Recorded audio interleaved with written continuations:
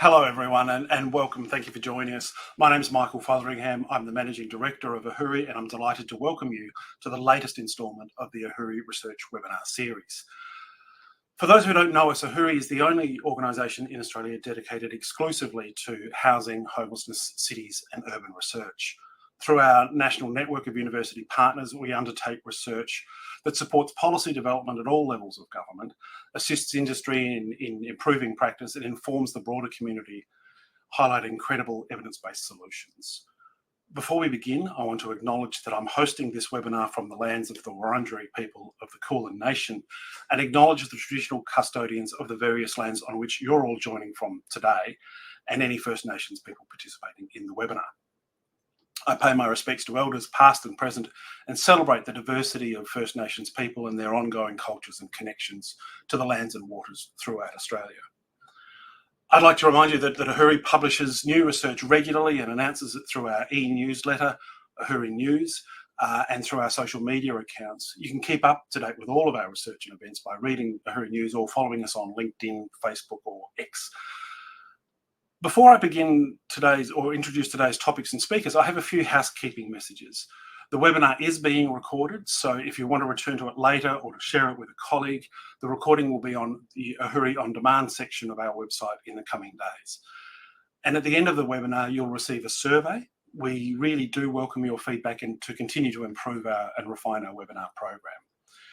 Today, we've opened up the chat function, so if you'd like to share your thoughts with other participants, the option is there. This can be found on the right of the presentation screen. So let's focus on today's topic and presenters. I'm delighted to welcome you today to Forever Renting, a new reality for the Australian dream. Our presenter today is Professor Emma Baker, Director of the Centre for Housing Research at Adelaide University. Emma is the lead author of the AHURI report, Planning for a Two-Tenure Future.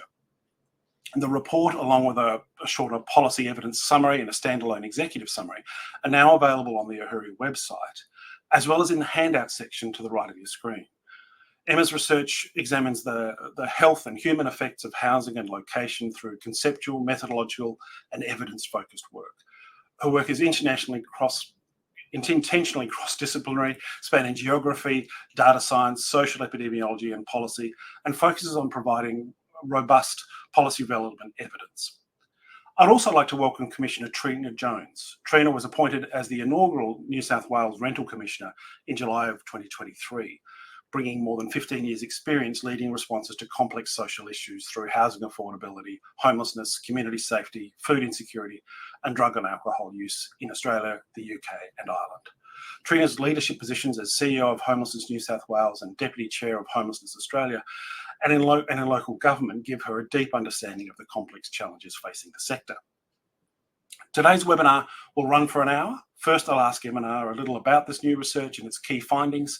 We'll then bring Trina into the discussion, informed by many great questions you've sent in when you registered. We'll also try to respond to questions you enter in through the chat function or the Q&A function as time allows during the discussion. So Emma, what was this research project investigating? Thank you, Michael. And I'm just going to slide to the next. So the plan is to have a bit more of a discussion in a moment, but I thought it might be really interesting to set the scene with a few visuals of findings that have stood out as interesting to us and in the subsequent discussion.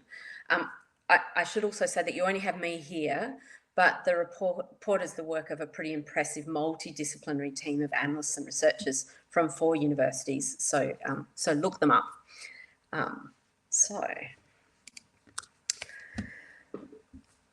So in this report, we look across a series of really big national data sets, and the aim is to get a view of what the current and evolving tenure landscape is for Australia. And I think it shows us a pattern of what we've seen coming for a while, and that is the rise of the renter. So the graph that I've just put up here really captures this shift, and it's just in a decade. What you're looking for in this graph is the second red being higher than the second black in all of the bars, and that shows us that in just 10 years across all ages except for 80 plus, you've got an increasing proportion of renters and a decreasing proportion of owners. And I think what this hides underneath is a really pretty important change for Australia, and that is a shift in our tenure landscape. So as researchers, we think we've probably flipped from being a nation of homeowners and mortgage holders to being a nation of mortgage holders and renters. And we'll have to wait for the next census next year to know for sure, but we've been hovering on the edge of it for a little while. So, it's not just a change in, the structure of where we live. It's quite a big change for Australian society.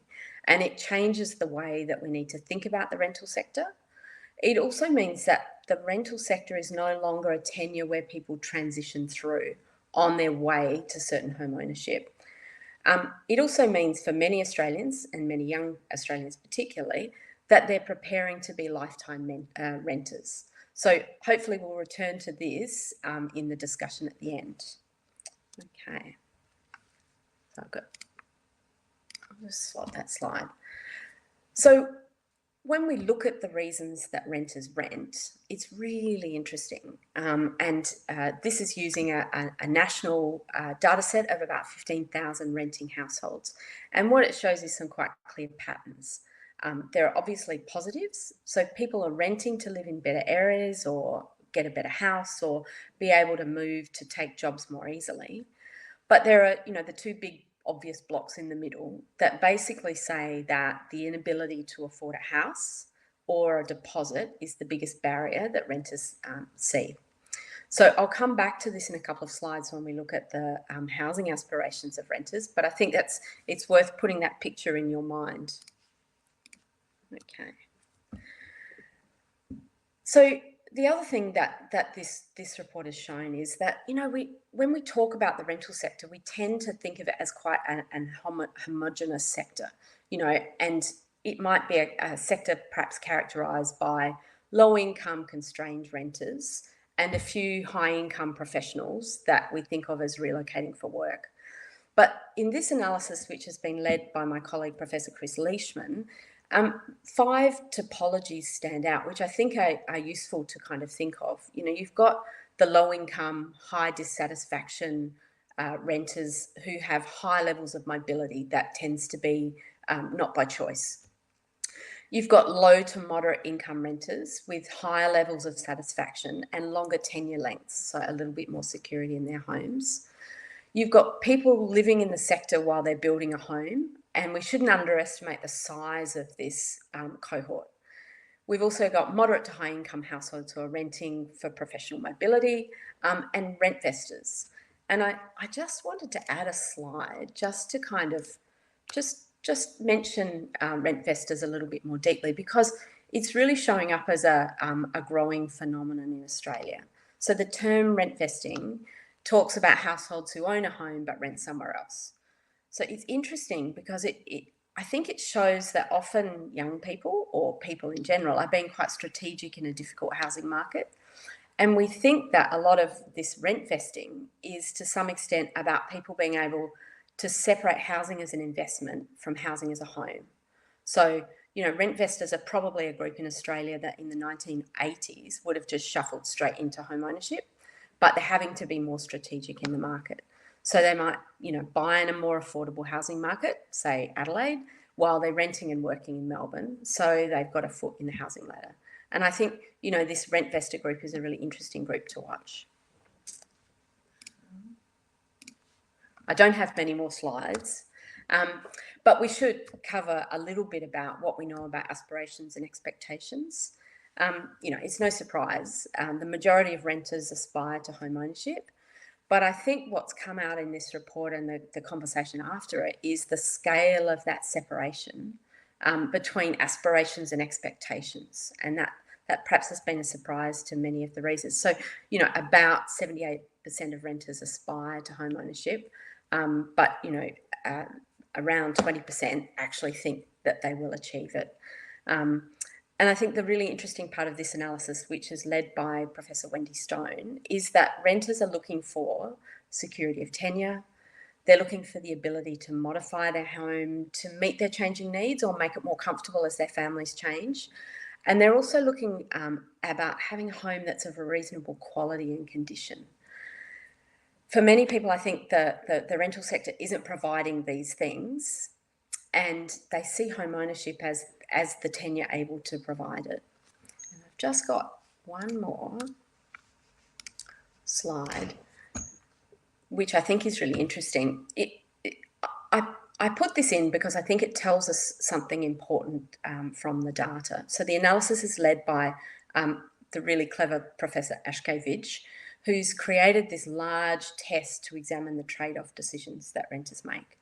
So it's presented as kind of willingness to pay, and in this case, in this example, say $127 extra per week to have a home that's above minimum standard. But I think we shouldn't really interpret this as rental affordability not being a problem in Australia. I think what this gives us is a much more refined look inside the experience of renting. So, my takeaway from this is it shows us that what renters value most and what they aren't getting are some of these things about having homes of reasonable standard, a bit of protection from scary rent rises where CPI rises are okay, and they also want a little more security of tenure. So thank you for that. I'll hand back to Michael now. I'm really keen for a lively discussion. Thanks, Emma. That's terrific and covers a lot of ground there. I think that challenges some assumptions that many people have around people who are renting, and particularly that statistic of 78% would prefer to own, but many of them believe they won't be able to. Is pretty telling. Trina, your focus as rental commissioner is on creating a fair, quality, affordable rental experience. And yes, I stole that from the website. So what stands out to you most about this research? Look, I think this is really timely and helpful research, and I haven't seen a report that gives us such a good insight into not only people's experiences, but also their aspirations. And this is really important from the perspective of the policy landscape, because as you've rightly described, Emma, Australia is this kind of land of home ownership, this idea that renting is the stepping stone, the thing you do before you buy. And this really acknowledges, alongside, some of the other reports that we're seeing, that we will have a class of forever renters. And there are people that, even though they want to be homeowners, they're in the rental market. And this can have significant impact on their perceptions of how they're doing for themselves, their connection to their community. It has long-term impacts in terms of what is our rental market like? Is it fit for purpose? Does it enable people to rent into the future? Is it set up for long-term tenure?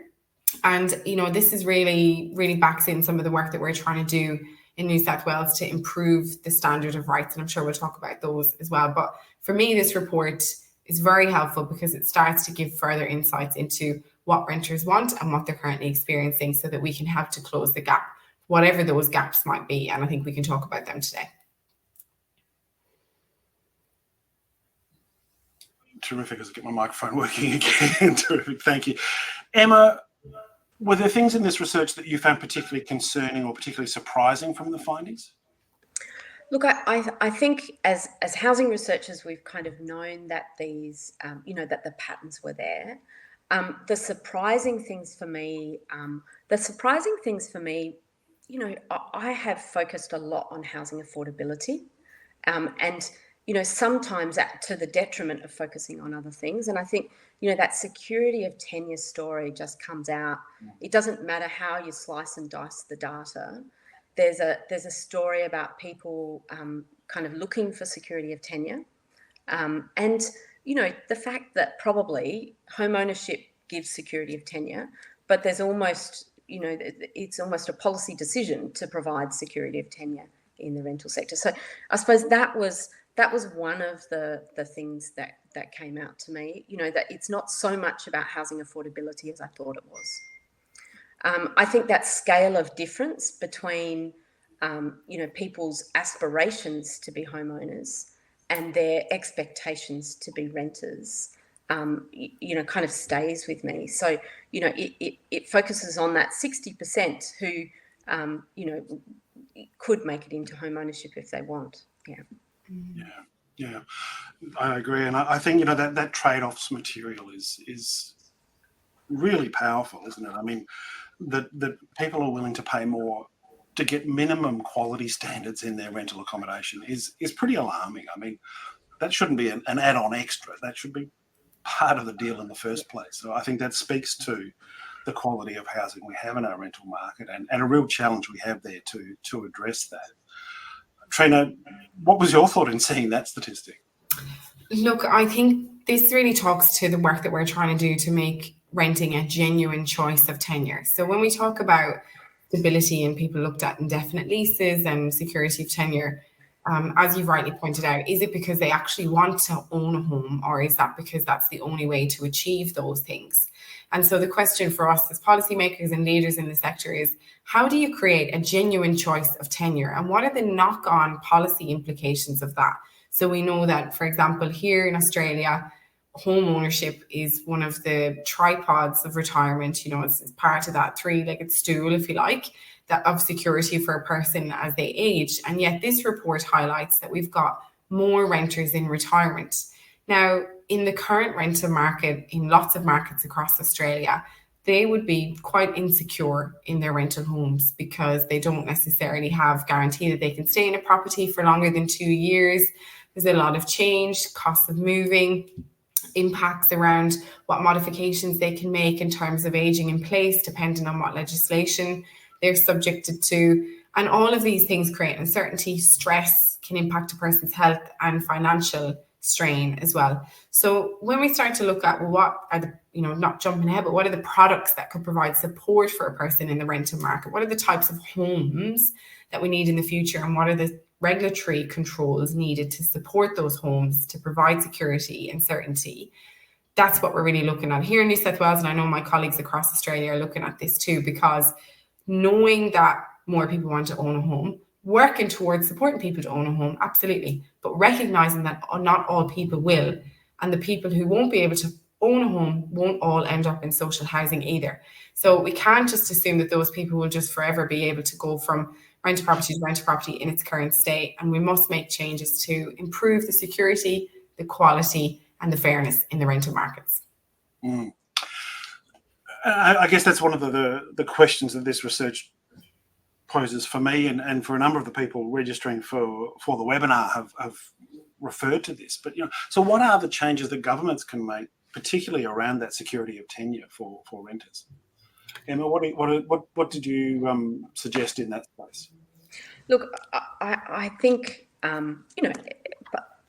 things like security of tenure don't require major infrastructure change. So they are, to some extent, within the housing system, a piece of low-hanging fruit that is very amenable to a decision to change it. So I think even small changes in providing people additional security of tenure has big knock-on effects.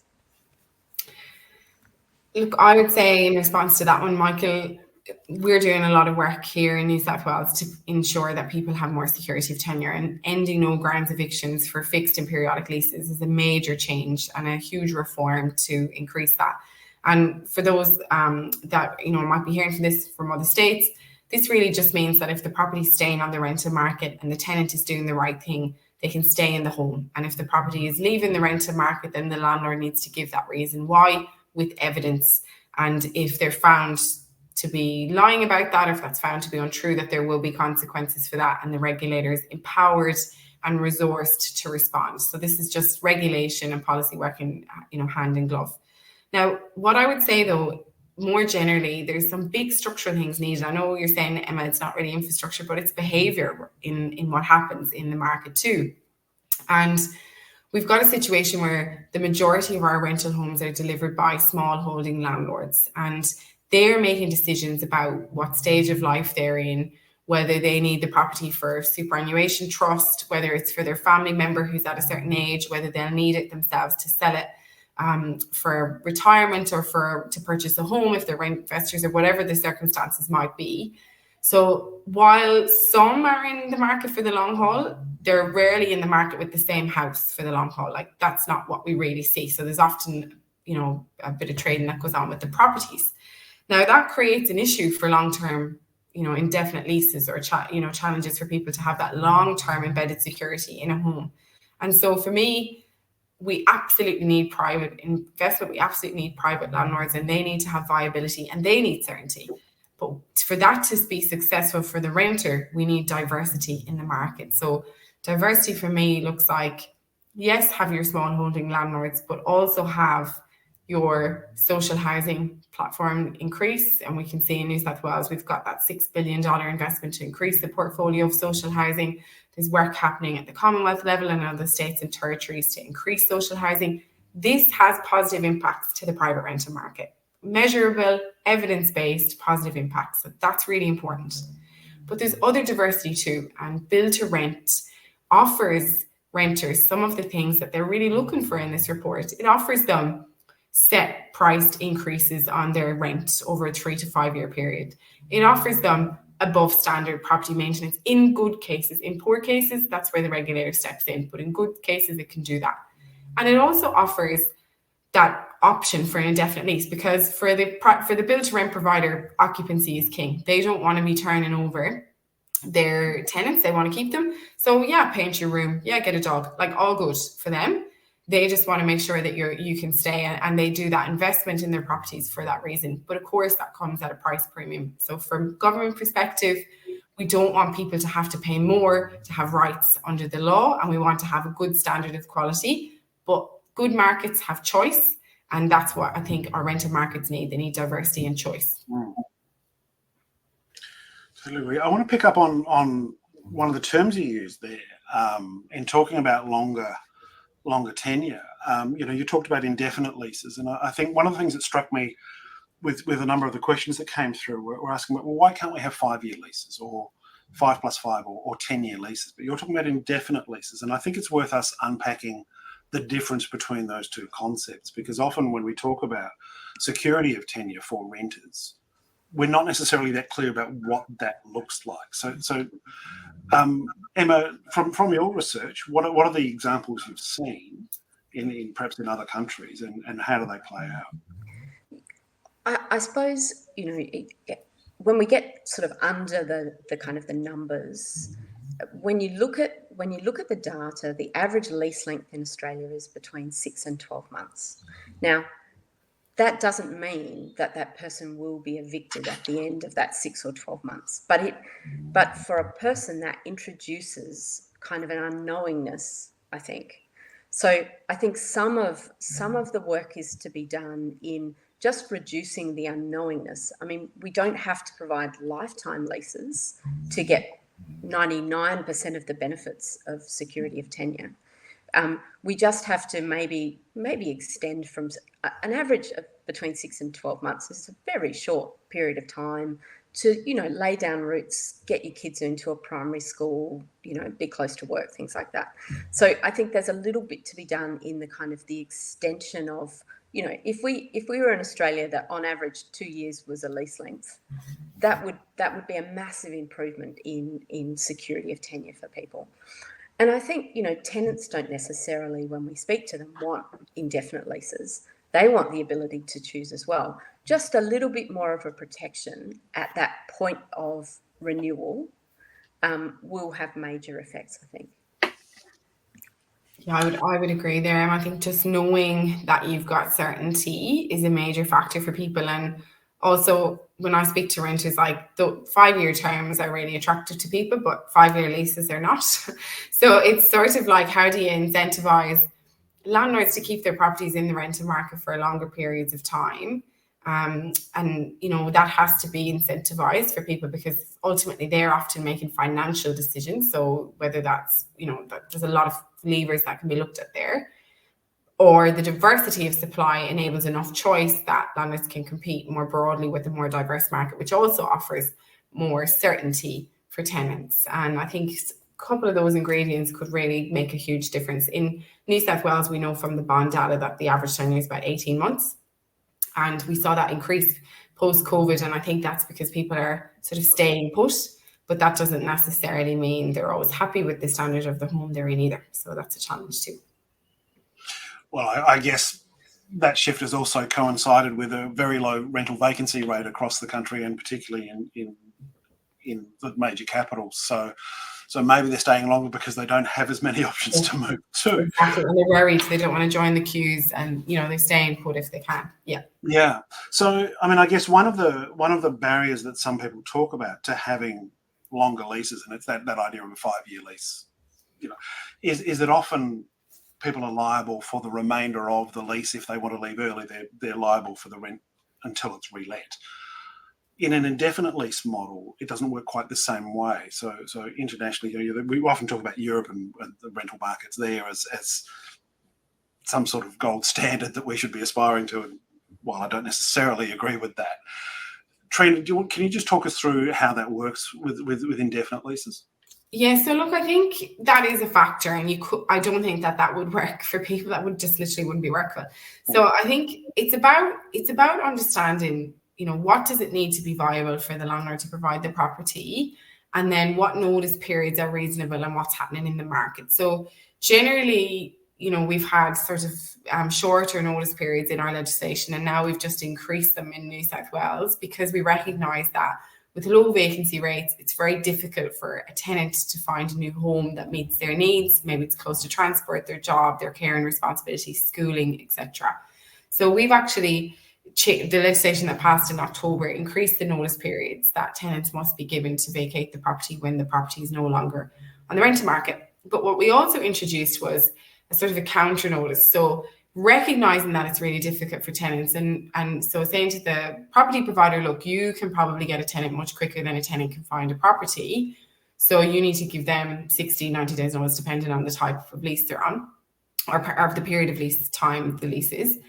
And so what we've said is that the tenant can then offer a counter notice if they find somewhere within that period of time. So this is sort of a mutual understanding of who has the balance of power and who's in a position, because recognizing that housing is an essential service. This isn't like a commodity that's a nice to have. This is a must have for a person. So in that way, recognizing that through legislation can also empower tenants. So we're saying, we recognize for landlords, you can get a tenant. There's 150 people in the queues, 50 people in the queues, you'll get a tenant, but the tenant will be in the queue and may not get a home. So they've got more flexibility on the lease times, but landlords get predictability. So that means that they can then cost in potential losses. They can make, do some risk assessments. It's a business, for them in many ways. At the end of the day, they can cost in the risk profile for their business and work out, would I be in any given year at a loss of potentially 4 weeks rent or 2 weeks rent, and can, I afford to provide this property knowing the maintenance costs, etc. So what I would say is, should you move to a 5-year lease agreement, you would want to make sure that there was that flexibility, and that a person whose circumstances changed in year one, couldn't be placed on the hook for a significant amount to pay as a result of that. They wouldn't have to pay the whole lease term, but still be mindful of what that break fee would be. Emma, one of the aspects of this research that I think struck a chord with people responding to it has been around those findings around people renting in retirement, and the growing number of people who retire while still renting. What do you see as the implications of that at a household level, but also at a societal level? Yeah, look, you can see it when you look at that data in detail across the age cohorts. You can see this kind of wave of people who, in younger years, they haven't kind of transitioned to home ownership, and in older age cohorts, as you go across the data set, you see this group that would normally have been homeowners that are still renters, and even up to the 70 to 80-year-old age cohort, there's an increase in the number of renters. Some of that is made up of a very few who probably never transitioned into home ownership, but a lot of it is made of people who've fallen out and just couldn't get back in again. So often the reasons for that, it might be illness, it might be a financial disaster, but the main reason is divorce. So, and that means there's a great, and it's often the women. So it tends to be women who've fallen out in the later years before they have time catch up and stay in the housing market or get back out. So yeah, we're seeing the rise of rental across the whole age spectrum. And I must say, I didn't mention it in the slides, but in Sydney, we're even seeing a rise in renters in the 80 plus category, which shows you the absolute extent of that kind of shift. So yeah, one of just on that, one of the questions that's come through has I guess looking for clarification about where renters in retirement, do retirement villages count as part of that, or is that a separate category? Where's the sort of delineation? Yeah. Look, it's depending on the data set. So we're looking across, but the data I was just talking about was Australian Bureau of Statistics, and it tends to be, private dwellings. So in some retirement cases that counts, and in some very peculiar ones it doesn't. That's not an answer, but the trends are strong, regardless of that. So one of the questions that have come through as we've been talking that I'll pick up now, just to sort of capture the moment, is really sort of what is the best strategy for state governments to focus on? We have, what's widely described as a supply crisis in most parts of the country. Should state governments be focusing on social housing delivery or on incentivising build to rent at scale? Where's the best bang for your buck? Trina, I've just been talking with Emma, so perhaps coming to you first. Where do you see as the best strategy or the first strategy to lead with? Look, I would say that, and I've said this before, we need to let 1,000 flowers bloom, because there's no silver bullet, right? And we need to be mindful of some of the constraints in the market at the moment make it difficult to deliver supply. So knowing that, you've got to be strategic. So from the New South Wales perspective, things like the transport orientated development programs are a game changer, because what you're saying is, what's the existing infrastructure that we have? What are the places that people already want to live? What are the types of homes they want to live in? Green, quality, mixed tenure dwellings, mixed affordability for people at different levels of the income scale, and also different household sizes types, because we know that, for example, in New South Wales, a lot more people are moving into share houses in the rental market. Others are living in intergenerational family living options. And so things like 3-bedroom apartments are of interest to people, and larger sort of townhouse style dwellings and medium density dwellings are really attractive to people. So in New South Wales, the focus for us is build, but build in a diverse way. Look at social housing as a major part of that work. Look at affordable housing as a part of that supply. Work with industry. Look at purpose-built student accommodation. Look at your pipeline for build to rent. How can regenerations of social housing communities deliver, an increased supply in the private market, an increased supply in student housing, an increased supply? Always thinking to diversity, looking at the community that's in front of you, asking what do they need, and planning around that. Placemaking sort of went out of fashion for a while, but that is critical, right? Good, solid placemaking. What does the community need? What are the types of housing, tenure and type, and getting on with the job to do that. So I think that every government across Australia is turning their mind to that. All the policy leaders are looking at what are the levers available to us? How can we get there as fast as we can? In the New South Wales context, that looks like major overhauls of the planning system. It looks like dedicated task forces and approval slip lanes, really, to get things done. It looks like coordinating with industry to get shovels in the ground and keys in the door, because it's not enough to just get things approved in the planning system. We have to make sure they're brought through to completion. So we've got a housing task force, we've got roles like mine, all focused on ensuring we can increase supply. That'll take time though. So making sure that we've got the right legislative settings in place to support people in the housing market now is also critical to the outcome. Michael, do you want me to add to that? Please. So I completely agree. I knew you were going to say that, because it's absolutely spot on. That I suppose the way that we think of it is, we have a housing problem in Australia, and it's a smorgasbord of problems, and we need a smorgasbord of solutions for it. So, if we're only focused on supply, we will never ever solve it. So, of course, supply is important, but we've got to think about what we build. there's a piece of work to be done for governments and state governments, especially on just looking at, what do people want, and are there slight ways that we can shift that? Are there ways that we can shift what the building industry wants to build? Because sometimes that will help us with the problem. So there's legislative work, there's building work, there's training the next generation of construction workers. So there's all of the kind of the departments of government. But I suppose as a researcher, I always think there's a superpower in being able to measure it. I mean, often we never measure Australian things. We just assume that the condition of housing is fine. And when you measure it, you go, oh, hang on, it's not. And so, sometimes there's superpower in just understanding what the scale of the problem is and where it is. So that's my shout from a researcher side as well. One of the comments that we received spoke to the stigma around renting, and how do we sort of shift the perception of what it means to be a renter, that it's a second class tenure, second form. How do we move that perception away?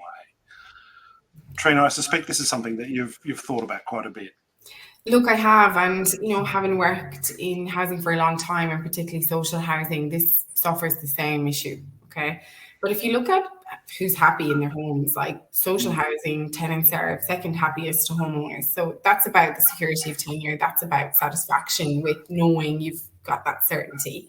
What I would say is, imagine a scenario where renting is a genuine choice of tenure, where you're genuinely saying, where do I want my kids to go to school? What are the kinds of things that we like to do as a family? What's my price range in terms of where I can live? And can I stay there for the whole time my two little girls go through primary school? Well, maybe we would, rent something closer to the beach, or you could live somewhere, you start to get these benefits, or you could live closer to your family or your cultural group. People just don't actually have a choice. Like, we're seeing key workers commuting from, an hour and a half to get to their jobs in the city because they actually can't afford the rent near where they work, or there's no jobs near where they live. So we've got this mismatch, and that's because people don't have a genuine choice. And so therefore, home ownership is perceived to be, oh, you've made it. But people who own homes are commuting too. Like, there's a big issue for us in terms of the diversity of supply. And I think that if we had good standard rental homes, decent amount of time to live in your rental home and contribute to community, you would see people take that up a lot more. If they thought they weren't going to be at the mercy of, a 90-day notice, which thankfully is no longer the case once, our bill comes to Ascension in New South Wales, but still is the case in many states and territories, depending on the type of lease you're on, then people might say, actually, I need to downsize. Maybe I'll just rent for a few years. Maybe I'll rent for a while. My kids have grown up. I'm no longer interested in this. Maybe in retirement, people could move into cooperatives or build-to-rent environments that are focused on renting, that they can afford, where they've got predictable outlays and they're not caught up in strata fees and going bankrupt in strata complexes because they can't afford them. There's a lot to think about here. Renting can be a really high-quality option, but we have some work to do. And I think that this report really points us in the right directions for what needs to be done. Terrific. Thanks. Another of the themes that came through in the questions was the absence of rent-to-buy programs in Australia, or the lack of comprehensive programs of that nature. Is that something you've looked at, Emma? Look, we haven't looked at it in this report, but it's a new kind of it's a new one of the smorgasbord of solutions that I think has a really good place. But Trina will definitely be able to talk better to rent-to-buy. So I would say, we've got all sorts of shared equity models that people are interested in. I'm really interested in rent-to-buy because I was always a fan of right-to-buy. I know it's eroded over the years and has left social housing in dire straits in many countries across the globe, unfortunately. But the premise was, you could get in, you could pay off, and then you could own. And there was intergenerational benefits of that. I'm certainly, a product of that. I grew up in a social housing community. We had the right-to-buy scheme, and that's providing a lot of security for my family, just on a very microcosm. But even from a policy perspective, that would have been great had the other houses been built behind them. That's the problem, they weren't. So I think rent to buy is really interesting, but it's very difficult to make it stack up. I think regional communities could be really good prime locations for rent to buy. You'd have to be very careful with rent to buy that you don't end up targeting people who could potentially buy anyway, and then those who you're trying to support can never get in. There's a lot to look at there in terms of the viability and who builds the homes. You know, is it a role for the Landcoms of the world? Is it a role for the government kind of levers? Or is this something the private market could be interested in? I think the settings would have to be really right for private investment in that. And I think government could have a role in that as well. But there's a lot that needs to be looked at. Each market is quite different. And in terms of the future of that, I think it would still be very much in its infancy here. In Australia, some really interesting programs I can see that are starting with some green shoots. But the shared equity schemes are also, you know, good models along those veins. And I think cooperatives too are, you know, a space that could be explored further, particularly for certain renter classes, single parent households, older renters, even young families could benefit a lot from cooperatives at different stages in their life. So I'm just excited about the possibility for diversity. And I think that the more as a sector we can come together, as a community, that actually we can come together, because this isn't just about industry professionals or people working in this space. It's about saying it's okay for social housing in my community. It's okay for affordable housing in my community. It's okay for student housing in my community. These are the types of things that will help us to actually deliver good outcomes into the future. And I don't think we can underestimate how much importance there is in the mindsets and how the shifting that we have to do there to be able to actually deliver this choice that we all want to deliver. Yeah. Emma, did you want to add to that, or? Look, that's I completely agree. It actually felt like a really good point to end the seminar, but we do have a few more minutes, so there's a couple of other themes I think we should talk about. And I guess one of the things that came up in the comments that we received was around disadvantage for renters and you know, the wealth accumulation dimensions that home ownership generate. And if we're looking at people renting for much longer, how do we balance that relative disadvantage of not having that form of wealth accumulation? And you know, that is a societal challenge rather than a tenure challenge directly. But is that something that the research considered? Look, I suppose, I mean, we all acknowledge that is, you know, that is one of the problems that we have in that shift to home ownership is that, you know, that we haven't kind of moved on with our economic system to kind of match the kind of change in tenure. But the only thing that I could point to would be, you know, that the phenomenon of rent vesting is almost it's a lovely example of people taking that into their own hands. So they know there's an advantage for home ownership. They know that they can't probably get into the housing market that they want to get into. So they're doing really clever strategic things which enable them to have, you know, as much of a benefit from the benefits that we give to home ownership as possible.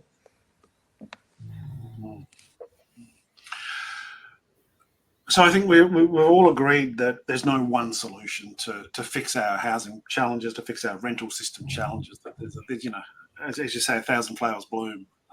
Trina, I like that phrase very much. I guess one of the things that has come up is, well, what are the gaps? What are the things we're not doing at all? You know, there are things we're doing. We have a national reform of rental systems across the country, or a national set of guide rails at least, to try and improve rental regulation in each state and territory.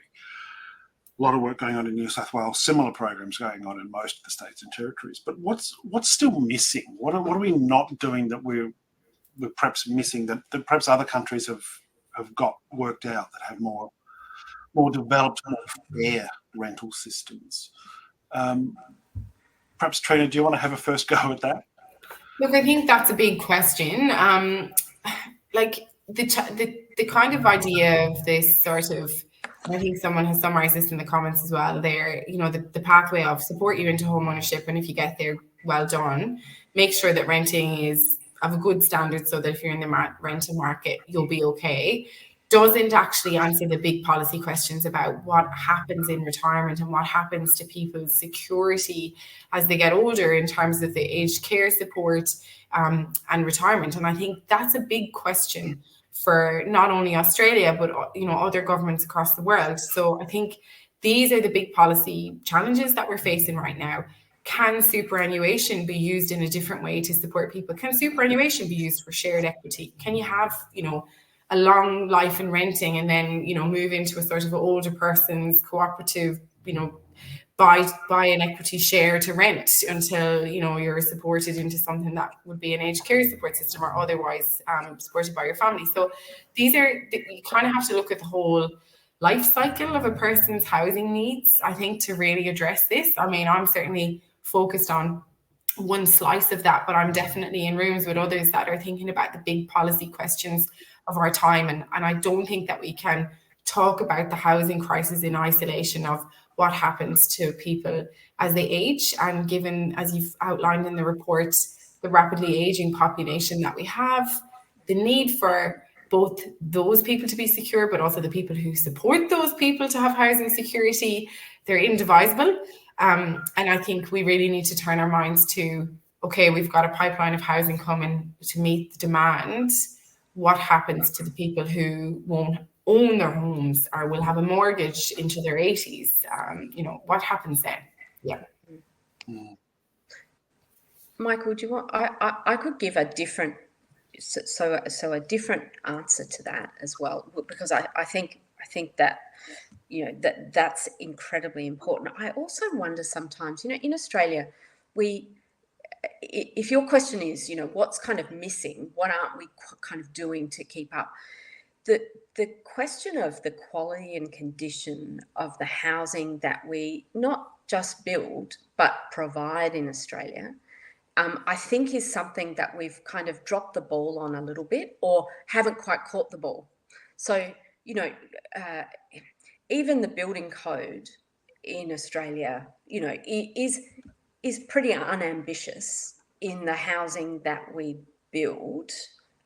But leaving that aside, even if we change the building code tomorrow, next year we'd only have 2% of houses which were different. So I think that there's some attention to be paid in Australia to the overall quality of dwellings, but rental becomes the pointy end of it, where people don't have the chance to change the quality, and it's often not a protection that we give them.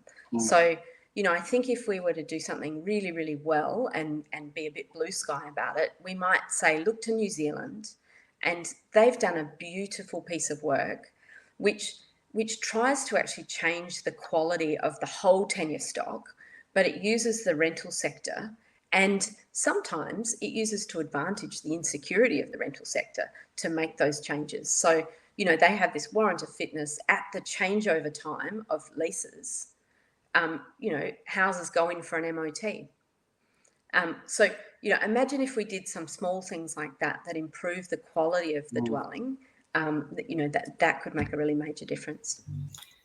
And I would agree with that. I mean, that's a real focus for my, time in this role is quality of rental homes. And we often talk about you need, a pink slip to drive your car and make sure that it's roadworthy, but we don't necessarily check if our homes are rent worthy. And there's a focus not only on the safety and decency of the home, but the energy efficiency of the home. And that's the work that we're turning our mind to in New South Wales, investigating minimum energy efficiency standards as part of the broader work nationally around, voluntary disclosure of energy standards, with a future look to mandatory disclosure of energy standards, so people know not only what the rent is, but what it might cost to live in a home. And I agree with you, like, we can't necessarily build our way to quality housing, because 8 out of 10 properties by 2050 will be existing housing stock, and 80% of those were built before the building code was in place. So we've got, a real legacy challenge with some of the standards. So that's absolutely front of mind for us. And in fact, is one of the regulatory priorities just at the state level we have here in New South Wales is repairs and maintenance, because that is the number one issue that people talk to me about: mold, cold, sweaty and stressed, cold and costly. These are big issues for people in their rental homes. And you're right, like that impacts health, well-being, economic impact. So yeah, absolutely front of mind, I would say. It's happening now. Yeah. Terrific. Emma, there are a few questions that have come up in the chat of clarification from the research that I think it's worth us just touching on. Firstly, were there differences between the respondents in different states and territories? Was this a nationally consistent set of answers, or did people's responses vary? Look, in general, I mean, we look across a whole lot of data sets, but it's a really close pattern state by state. So when you dive into the report, there are a number of kind of state by state graphs, and you almost have identical patterns for many of the things that we're looking at. Yeah, so I would say, there are slight differences. Of course, often Northern Territory's a little bit different to the rest of the country because it's a different shaped state, and it's very remote in some places. But in general, where there's population, we're all saying the same things. We're all doing the same things. So I guess the follow-up to that would have been, do those variations reflect the different regulatory regimes? Maybe that reflects the fairly similar regulatory regimes. Hard to say. Yeah, look, and you can see it happening across the nation. I mean, Trina's been talking about this amazing work that's happening in New South Wales, but we're almost seeing this wave cross over Australia. There's Commonwealth guidance, but you can see the same things happening. At slightly different speeds, but effectively, there's a wave of reform coming across Australia, and rental really is being made a better place to live. And then picking up on the rent vestors, were there particular demographic groups that were involved in rent vesting, or was that widespread? Look, it tends to be younger people who are rent vesting, because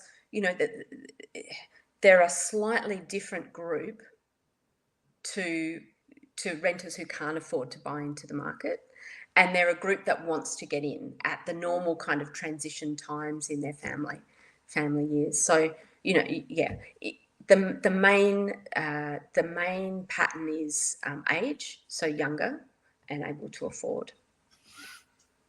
Interesting. And then, I guess a comment that's come through around, as it puts it, the elephant in the room, intergenerational wealth, and how that divides between those who own and those who don't. The extent to which property becomes the wealth delineator. As we think more about a two-tenure future for this country, what does that mean for intergenerational wealth? Look, I think it's clearly happening, and I would almost say that land is the divider, because what I mean by that is geography becomes really, really, really important in the speed of that divide. So if you inherit a house in the centre of Sydney, the divide is much greater than you inherit a house in Tasmania. So I think we've got an intergenerational as well as a spatial divide happening in Australia at the moment with that shift around. But Trina, you can probably. No, I think they're excellent points, and I think it's really, there's some levers at the federal level to support first-time home buyers. As again, it's kind of like that plus the supply, plus the investment in social housing, plus the investment in affordable housing. These are the types of things that will hopefully level the playing field. And rental regulation. I mean, Victoria is an interesting story. We saw, rental regulation change dramatically there, and there was some investors left the market as a result potentially of that, or potentially of the tax changes. There's no evidence that it was relating to no grounds eviction, but there was certainly a lot of changes in that space, particularly around tax reform, that did put some investors under pressure, and that decided it wasn't worth for them. But we also saw, whether it's a direct result, I'll leave that to the experts at AHURI, but we did then see, a significant increase in first-time home buyers, and Melbourne and places across Victoria went from being the second least affordable to the second most affordable, relative to their income. So I think these levers can have a lot of impact. I wonder if that will change now that the prices have come down and interest might grow again for that state. But don't underestimate, the levers available to the community to make these things more accessible for people. Terrific. There's one final question I'll pick up before we head towards wrapping up. But one of the questions that's come through is asking about where is the federal housing and homelessness strategy that there was much fanfare about its development a little while ago, but it hasn't been released yet. And I might answer that one myself and say that although a launch has yet to be sort of announced formally, it is close, and it's a matter of juggling other announcements and ensuring that it gets the traction and attention that it deserves for what is actually a really important piece of work that was consulted quite widely earlier in this year and last year. So that's something still to come. Trina, I might turn to you first and then to Emma for, I guess, final comment before we wrap up. Where are we heading with renting? Is this the way to go? We're improving renting, and I think in New South Wales and across Australia, if you look at the history of the rental reform, you'll see that there hasn't been that much rental reform at the scale that we're seeing, and I absolutely agree with Emma, the wave is coming. But what's exciting about this time is it's coming at a time of change more generally in the housing space and the housing policy landscape, and the regulators are being resourced. So we've received funding and direct commission to focus on the rental market in New South Wales, and that enables us not only to have laws that are fit for purpose, but actual people on the ground to make sure that they're upheld. And that in itself is a game changer, and we really hope to see the fruits of that, leading to increased confidence. And we're also being innovative. We're using data in innovative ways. We've got our rent check tool that helps people understand what properties are leased at.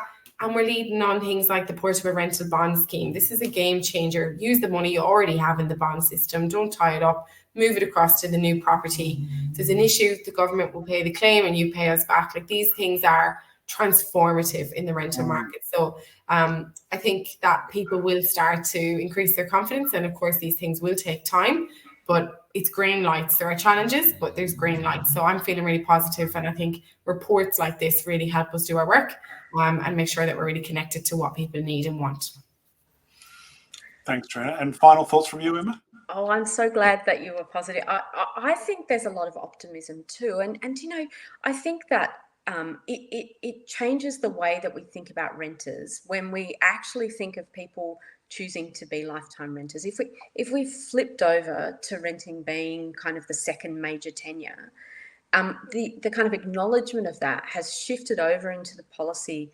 And so there is a concerted effort about trying to make renting somewhere that people actually want to choose to live, a kind of a good housing outcome. So, I think I want to end with some optimism as well, that, the changes are catching up. We've still got a lot to do, but actually we're well on the path to, having a good two-tenure system. Terrific. Well, thank you both. We now are at the end of the webinar, and I want to thank both Emma and Trina for speaking in the webinar today, and thank all of you for sharing your knowledge with us. I'd like to thank everyone who's been involved. So if you're interested in hearing more about future AHURI webinars, keep an eye out for the AHURI news in your inbox, or subscribe if you haven't yet, where we'll announce future research and future webinars and other events. And a quick reminder that we would appreciate your feedback by completing the short survey that will be sent to you any moment now. And if you want to share this webinar with your colleagues, it'll be on our website shortly. We'll send you an email to let you know once it's gone up. So thank you again for joining us, and we'll look forward to seeing you next time.